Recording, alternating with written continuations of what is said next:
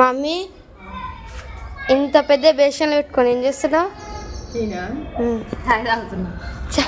ఆ బేషన్ నిండా చాయ్ చేసినావా?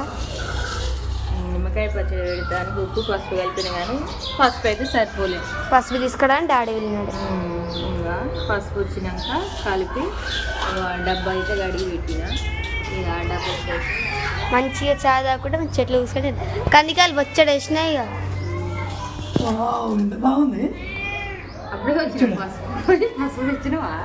పోలే ఇంకా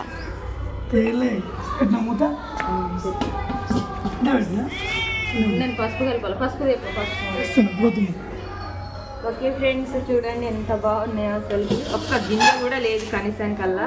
గింజలు అన్ని కొందరు వేసుకుంటారు కదా, గింజలు వేస్తే చేయదు అసలు. ఓకే ఫ్రెండ్స్, మరి నేనైతే చాయ్ తాగుతున్నాను. అందరికీ గుడ్ ఈవినింగ్. మీరు కూడా సాయంత్రం చాయ్ తాగే అలవాటు ఉందా?